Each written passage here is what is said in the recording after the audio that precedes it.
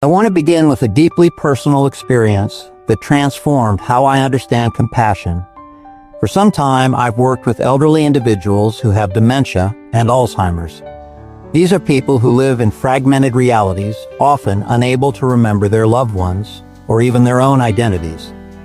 When I first started, I saw the work as a task, bathing, feeding, and dressing them. But as time went on, I realized that this was not just a job, it was a profound spiritual practice.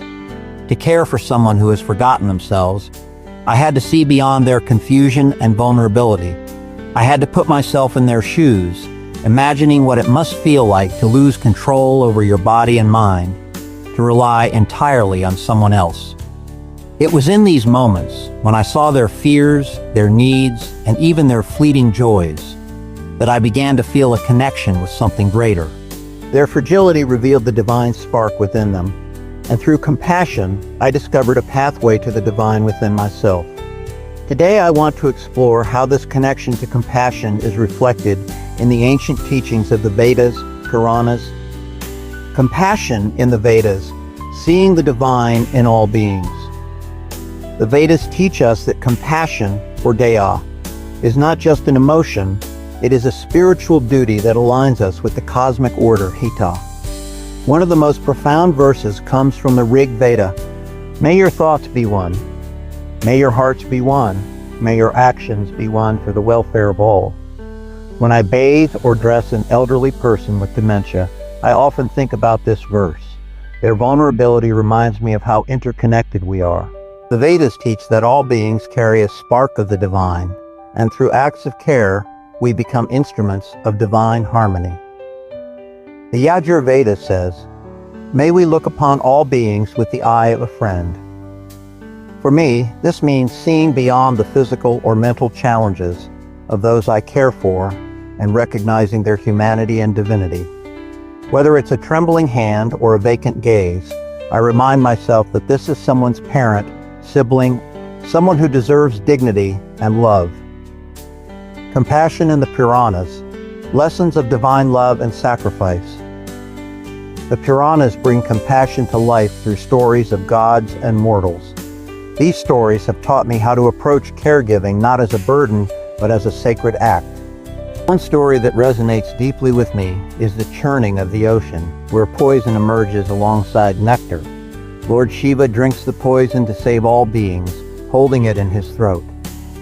When I'm faced with the emotional toll of caring for someone who no longer recognizes me or lashes out in confusion, I think of Shiva's sacrifice.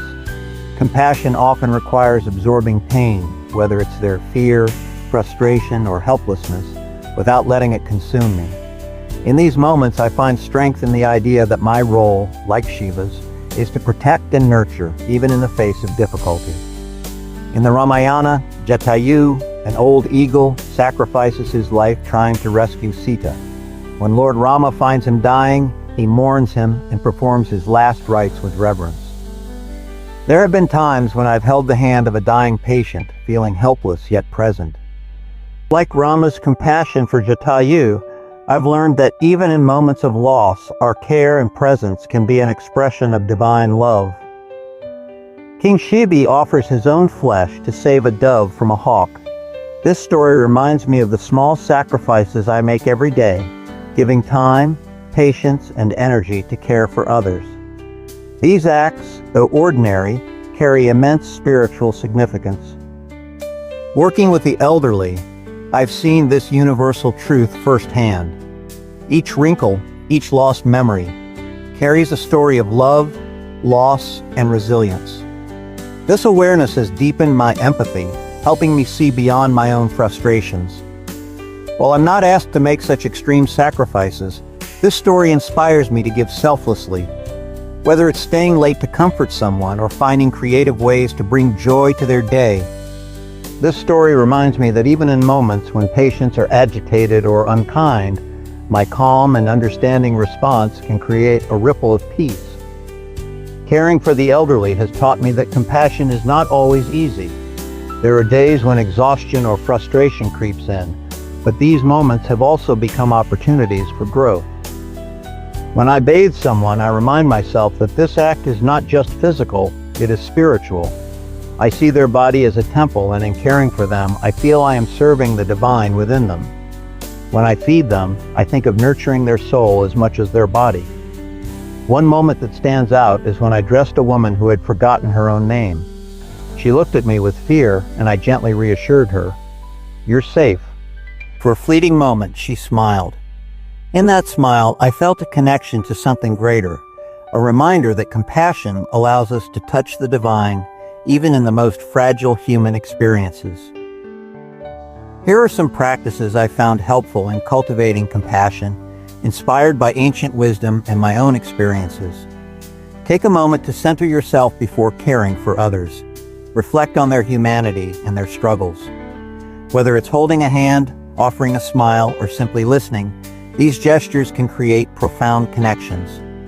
Look past confusion or agitation to the person within. Remember, their essence is untouched by their condition.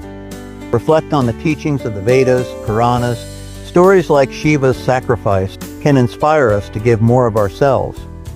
Compassion transforms both the giver and the receiver. When I care for someone, I feel a divine connection, not because I am helping them, but because their vulnerability allows me to see the divine in them. This work has taught me that compassion is the purest form of worship. As the Buddha said, hatred does not cease by hatred, but only by love. This is the eternal rule. Through compassion, we dissolve our ego, transcend our limitations, and align with the divine. Let us all strive to cultivate this sacred quality in our own lives. The Bhagavad Gita is a treasure trove of wisdom on seeing the divine in everything and cultivating compassion as a spiritual practice. Seeing the divine everywhere. In Bhagavad Gita, chapter 6, verse 29, "A true yogi sees me and all beings and sees all beings in me. Indeed, the self-realized person sees me, the same Supreme Lord, everywhere." This verse resonates with my experience working with the elderly. When I feed someone who cannot feed themselves or comfort someone in distress, I remind myself that they are not just individuals. They are reflections of the divine. By serving them, I am serving the divine presence within them. In Bhagavad Gita chapter 5, verse 18, "The wise see the same divine essence in a brahmana, a cow, an elephant, a dog, and even in a dog-eater." This verse teaches that no one is less deserving of compassion. Whether someone is wealthy or destitute, capable or dependent, their essence is the same. This truth guides my work. Even when a patient is confused or agitated, I remind myself that their struggles do not diminish their worth or their divine spark. In Bhagavad Gita chapter 12, verse 13 and 14, "One who is free from malice toward all beings, who is friendly and compassionate, free from possessiveness and ego, and steady in both joy and sorrow, is dear to me." This verse inspires me to approach caregiving not with pity, but with genuine friendliness and humility. Compassion is not about feeling superior to those we help.